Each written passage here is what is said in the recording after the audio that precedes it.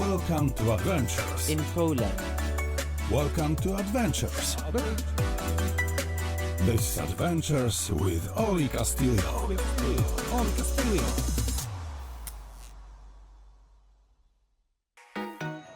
So welcome back sa ating third day dito sa Zakopane. So ngayon pupunta tayo sa Morskie Oko. Nakarating na ako dito, pangalawang beses ko na sa Morskie Oko. So sa mga balak pumunta ng Morskie Oko, merong fee para sa entrance at kung gusto nyong magkabayo gamit ang transportation kasi 3 oras mong lalakarin mula dito pamuntang Morskie Oko. So gagawin namin, magkakabayo kami, tama ba? Sasakay ng kabayo, tapos pababa, maglalakad kami. Ayan. So, para ma-experience yung lakad mula Morskie Oko, pababa. So, welcome sa ating third day dito sa Zakopane, Morskie Oko.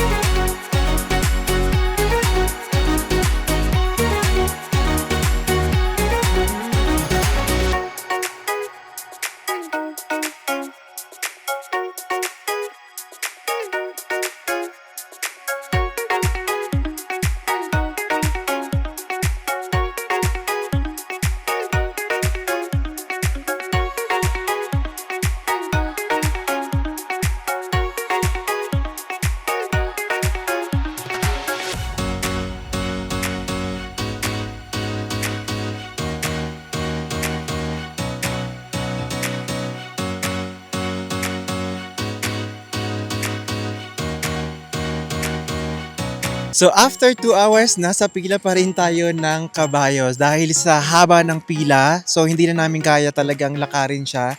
So nag-aantay tayo ng sasakyan or ng kabayong sasakyan natin papuntang Morskie Oko.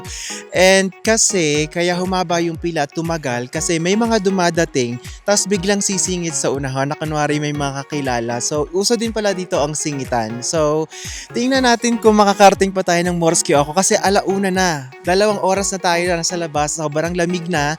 So, titingnan natin talaga kung makakarating tayo ng Morskie Oko. So, abangan nyo yan. Baka mag-change plan tayo for today's video. So, abangan. For today's video, nagpunta tayo sa Morskie Oko. So, itong experience na to, kakaiba talaga sa naging experience namin dati nung unang pumunta kami ng Morskie Oko. And for today's video talagang sobrang nahirapan kami, sobrang napagod kami. So, dumating kami ng Morskie Oko mga 11 something. And then, pagkarating namin, nakita na agad namin yung haba ng pila. So, syempre, alam natin kapag may pila, dun tayo sa likod. And after 3 hours na paghihintay sa horse taxi, nakasakay kami. So, may 2 paraan ng pagpunta ng Morskie Oko, ang horse taxi at ang paglalakad. Pag horse taxi, mga 1 oras lang ang papuntang Morskie Oko. Kapag naman naglakad kayo, more or less 2 hours. So, ang nangyari, kasi nga gusto namin ay pumunta doon ng horse taxi, tas pabalik na lang yung maglalakad kami. So, dahil sa yung iba napapasok, hindi katulad ng ginawa namin na pumunta kami sa likod. Yung ibang pumapasok na baguhan, ang ginagawa nila, sumisiksik sila sa pila. So, hindi kami nagmo-move forward na makasakay sa horse taxi. So, kaya kami tumagal ng 3 oras. Kung naglakad kami yung 3 oras na yon, nandun na kami. So, to make it short, nakarating kami ng Morskie Oko. And dun sa parang pinaka-horse taxi station, kailangan mo pang maglakad ulit papunta dun sa pinaka-Morskie Oko. So, naglakad, as in, hindi pala magandang tumakbo pataas kapag winter. As in, pakiramdam ko nawalan ako ng oxygen. Walang pumapasok na hangin kahit inhale, exhale. walang pumapasok na hangin, parang feeling ko may sumasakal sa liig ko. So, anong nangyari, kinumpose ko yung sarili ko na dahan-dahan, huminga ng malalim, inhale, exhale, hanggang sa bumalik ako sa normal na paghinga. As in, nahirapan ako, hindi pala siya maganda. So, nakarating na kami doon. So, sa pag-aantay namin ng horse taxi, 3 hours, tapos naglakad pa ng ilang mga 25 to 30 minutes, and then nagtagal lang kami sa Morsky Oko ng 20 minutes kasi hinahabol naman namin yung horse taxi pabalik kasi madilim na, parang hindi na okay maglakad kasi madilim. Kasi nga madulas, and hinahabol din namin yung yung bus na napupunta ng Zakopane.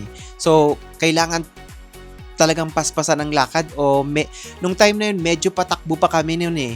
Kasi nga, syempre, anong gagawin kapag nawala ng bus? So, ang mangyayari, magta-taxi from dun sa baba ng Morsky Oko hanggang sa Zakopane. So, mapapamahal pa. So, anong nangyari, buti na lang, pagbaba namin, last na bus, papuntang Zakopane, pinasakay kami pero wala nang upuan. Nakatayo na lang kami sa gitna ng bus. Pero at least, kahit paano, hindi na namin kailangan ng mag-taxi. So, nagbayad lang ng 15 zloty. Tapos, kasi grupo kami, 9 kami, tapos may nakilala kami, 8 kami, may nakilala kaming 3 Pinoy. So, sinama na namin siya sa grupo. Para makamura. So, ang binayaran lang namin doon ay 11 ata per head. Kasi 99 yon. Oo, 99. Kapag grupo, mas mura. Kapag single, medyo mapapamahal ka. So, yung sa horse taxi, 100 yung binayad namin per person. So, imagine, kung paakyat ka, nag-horse taxi ka, pababa ka, 200. Alam mo yung napagod ka. Tapos, magbabayad ka pa ng ganong kalaki. So, kung gusto niyo mapanood ang Morsky Oko, watch this.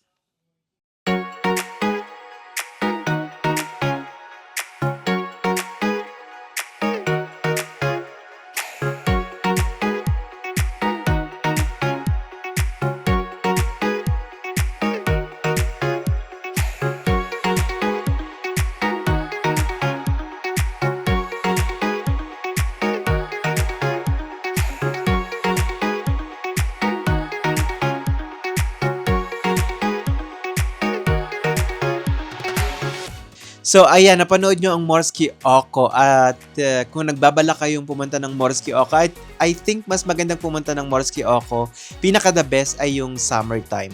Kasi mas ma-appreciate nyo talaga ang forest, ang Morsky Oko, and yes, walang hassle. Kahit na alas 6, maliwanag pa rin.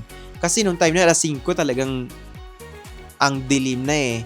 So, nung time na yon, nag-shutdown din ng camera ko. So, ang nagamit kong camera para makapag-video ay yung phone ko. Kaya hindi maganda yung quality.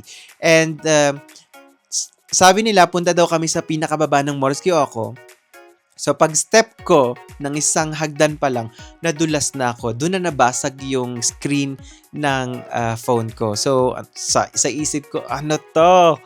So, kakaibang experience talaga siya. Mayroong fulfillment kasi maganda talaga ang Morsky Oko. Pero talaga yung hassle, yung experience na na-experience namin for today, as in talagang kakaiba. Ang sakit sa paa, ang sakit sa binte, ang sakit talagang, alam mo yung naghahabol ka ng sasakyan. Problemado yung araw na to. Pero okay naman kasi kahit nagkaroon kami ng ganitong sitwasyon, on the way naman talagang ngumingiti pa rin kami, naglolokohan pa rin kami. Parang ini-enjoy na lang namin para mapabilis yung lakad namin at hindi namin maisip yung gaano katagal nang nilalakad namin. So, yes! So, for today's video, kakaibang experience na parang hindi mo nagugustuhin. Ayun, so thank you and see you next time. Merry Christmas and Happy New Year!